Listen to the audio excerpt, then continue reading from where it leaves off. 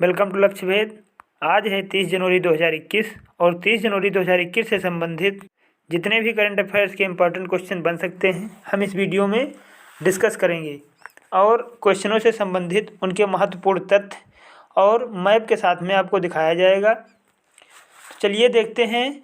हम क्वेश्चन देखने से पूर्व कल का अभ्यास प्रश्न देख लेते हैं। कल अभ्यास प्रश्न के तौर पर पूछा गया था, हाल ही में किस राज्य सरकार ने गणतंत्र दिवस से जेल पर्यटन की शुरुआत करने की घोषणा की है। तो अभी महाराष्ट्र सरकार ने गणतंत्र दिवस से जेल पर्यटन की शुरुआत करने की घोषणा की है। महाराष्ट्र के मुख्यमंत्री उद्धव ठाकरे हैं और महाराष्ट्र के राज्यपाल भगत सिंह कोश्यारी हैं। महाराष्ट्र की इस पर्यटन जेल में गणतंत्र दिवस से इस पर्यटन जेल की शुरुआत हुई है। इस जेल पर्यटन की शुरुआत के लिए पहले चरण में 150 साल पुरानी यरवदा जेल को चुना गया है। इस जेल में अनेकों स्वतंत्रता सेनानियों को ब्रिटिश सरकार द्वारा बंदी बनाकर रखा गया था और इन स्वतंत्रता संग्राम सेनानियों में से महात्मा गांधी, लोकमान्य तिलक, पंडित जवाहरलाल नेहरू, सरदार वल्लभ भाई पटेल, सरोजिनी नायडू और मोतीलाल नेहरू प्रमुख हैं। और इस जेल में एक बार में 50 व्यक्ति जाने का आदेश है। एक बार में 50 व्यक्ति जाकर के अंदर घूम सकते हैं। तो इस तरीके से इस प्रश्न का जवाब ए सही है, महाराष्ट्र। अब आज के प्रश्न देखते हैं, अपने प्रश्नों की तरफ बढ़ते हैं। आज का पहला प्रश्न है, काजा कलास किस देश की पहली महिला प्रधानमंत्री बनी है। तो अभी काजा कलास एस्तोनिया की पहली महिला प्रधानमंत्री बनी है। अब ये काजा क्लास बनी है तो पहले काजा क्लास को देख। ये है काजा क्लास और ये एस्तोनिया की पहली महिला प्रधानमंत्री बनी है। अब एस्तोनिया के बारे में देख लेते हैं। ये देखिए मैप में, ये है एस्तोनिया और एस्तोनिया की राजधानी है तालिन। ये यहाँ पे इसकी राजधानी है। एस्तोनिया की मुद्रा है यूरो और एस्तोनिया के राष्ट्रपति हैं तुमास हेड्रिक इल्वेस। ये यहाँ के राष्ट्रपति हैं और प्रधानमंत्री तो यही काजा कलास अभी यहाँ की प्रधानमंत्री बनी है। तो इस तरीके से इस प्रश्न का जवाब बी सही है, एस्तोनिया। नेक्स्ट क्वेश्चन देखते हैं।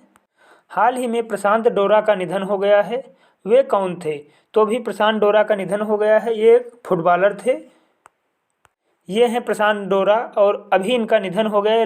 ये लंबे समय से बुखार से पीड़ित थे, अब इनका निधन हो गया है। तो इस तरीके से इस प्रश्न का जवाब ए सही है, फुटबॉलर।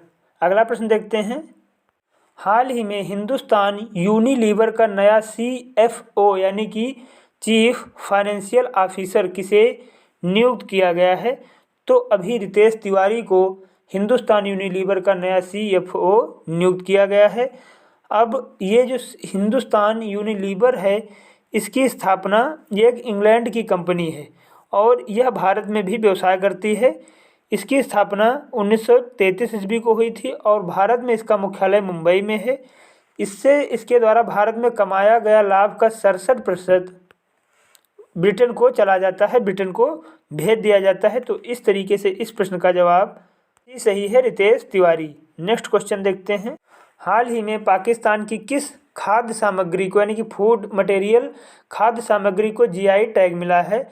तो अभी पाकिस्तान की बासमती चावल को GI टैग मिला है। अब ये GI टैग पाकिस्तान को मिला है। तो पहले पाकिस्तान को देख लेते हैं मैप में। ये देखिए मैप में, ये है पाकिस्तान की राजधानी इस्लामाबाद है और पाकिस्तान की मुद्रा यानी कि करेंसी पाकिस्तानी रुपया है। पाकिस्तान के प्रधानमंत्री इमरान खान हैं और पाकिस्तान के राष्ट्रपति आरिफ अलवी हैं। पाकिस्तान और भारत को डिवाइड करने वाली लाइन को रेड क्लिफ लाइन कहते हैं। पाकिस्तान अब में अभी कर्ज से डूबे होने के कारण पाकिस्तान में आर्थिक स्थिति बहुत ख़राब चल रही। तो वहाँ पे सार्वजनिक स्थल से पार्क वगैरह हैं, इनको बेचा जा रहा है। इनको वहाँ की सरकार यानी कि जो ये वहाँ के प्रधानमंत्री इमरान खान हैं, पार्कों को बेच रहे हैं। तो इस तरीके से इस प्रश्न का जवाब, हाल ही में पाकिस्तान के बासमती चावल को GI टैग मिला है। पाकिस्तान ने GI अधिनियम 2020 के तहत GI के रूप में बासमती चावल को पंजीकृत किया है। यूरोपीय बाजार में भारत भारत के बासमती चावल की 65% हिस्सेदारी है, वहीं पाकिस्तान के बासमती चावल की 35% हिस्सेदारी है। यानी कि यूरोपीय बाज़ार में भारत का चावल 65% भारत का चावल है और 35% पाकिस्तान का चावल है। तो इस तरीके से इस प्रश्न का जवाब ए सही है, बासमती चावल। नेक्स्ट क्वेश्चन देखते हैं, किस शहर में यंग रीडर्स बोट लाइब्रेरी शुरू की गई है? तो अभी कोलकाता में यंग रीडर्स बोट लाइब्रेरी शुरू की गई है। अब ये यंग बोट लाइब्रेरी के बारे में देख लेते हैं। हाल ही में कोलकाता में यंग रीडर्स बोट लाइब्रेरी शुरू की गई है। यह कोलकाता की पहली बोट लाइब्रेरी है। इसमें लगभग 500 किताबें हैं।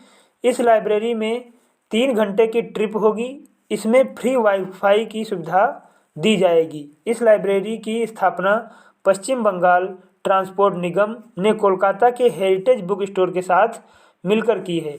तो इस तरीके से इस प्रश्न का जवाब भी सही है, कोलकाता। नेक्स्ट क्वेश्चन देखते हैं, हाल ही में किसने टाइप 25 ड्राइव शुरू की है? तो अभी मुंबई पुलिस ने टाइप 25 ड्राइव शुरू की है। यह ड्राइव मुंबई के अपराधियों के लिए शुरू की गई है।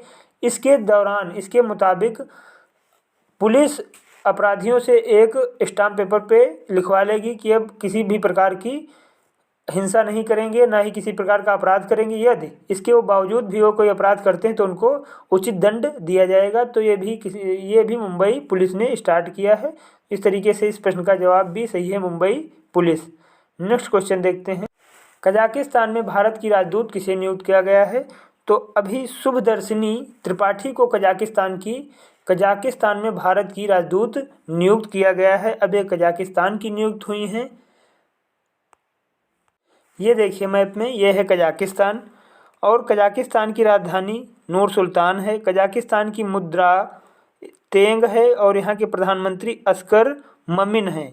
यहाँ की राष्ट्रपति कमिन जमार्त तोकेब हैं और यहाँ की भाषा कजाखे है। तो यहीं पे अभी शुभदर्शिनी त्रिपाठी को भारत की राजदूत नियुक्त किया गया है।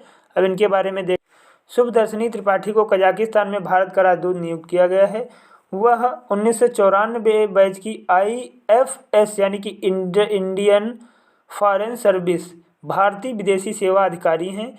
वर्तमान में भारतीय संस्कृति संबद्ध परिषद की उप निदेशक हैं। तो इस तरीके से इस प्रश्न का जवाब ए सही है, शुभदर्शिनी त्रिपाठी। नेक्स्ट क्वेश्चन देखते हैं, ब्रांड फाइनेंस ग्लोबल 2021 रिपोर्ट के मुताबिक विश्व के मजबूत ब्रांडों में जियो को कौन सी रैंक मिली है? तो अभी ब्रांड फाइनेंस ग्लोबल 2021 रिपोर्ट के मुताबिक जियो को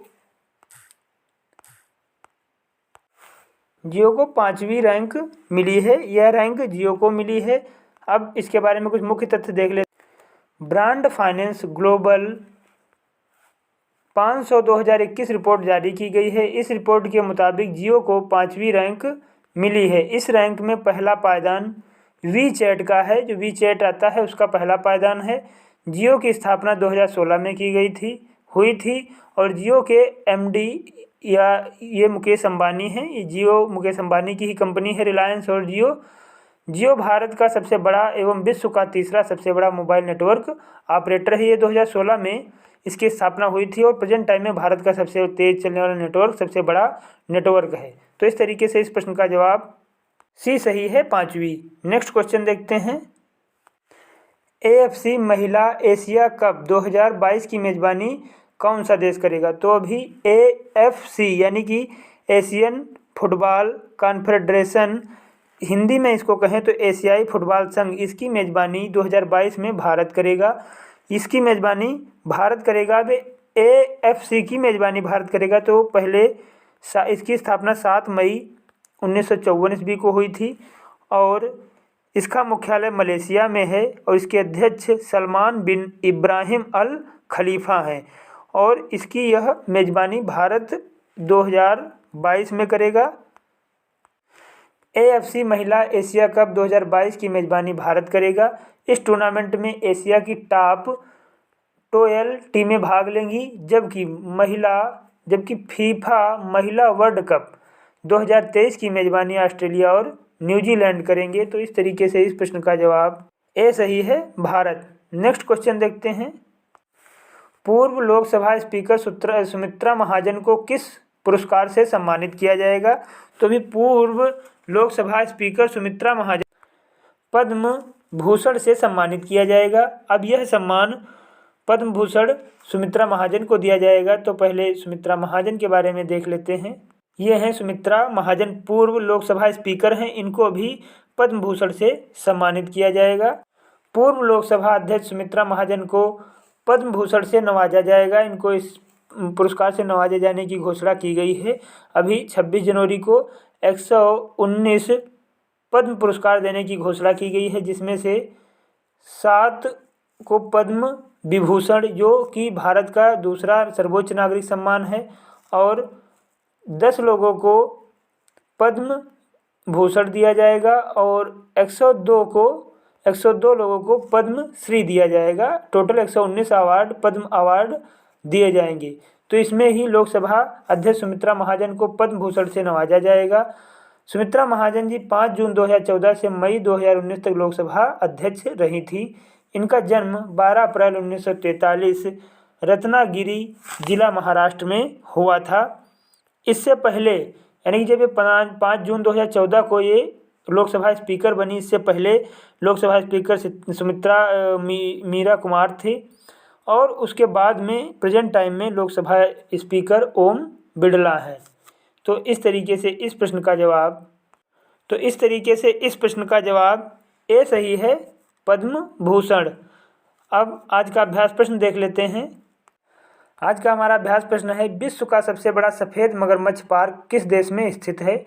तो इस प्रश्न का जवाब आप कमेंट बॉक्स में लिखना ना भूलें। यदि इस वीडियो में आपको कोई डाउट है तो आप अपनी समस्या को कमेंट बॉक्स में लिखिए, आपकी समस्या का समाधान किया जाएगा। यदि वीडियो आपको अच्छा लगा हो, हेल्पफुल लगा हो, तो आप इस वीडियो को लाइक, शेयर और सब्सक्राइब जरूर करें। फिर मिलते हैं अगले वीडियो में अगले दिन। तब तक के लिए नमस्कार।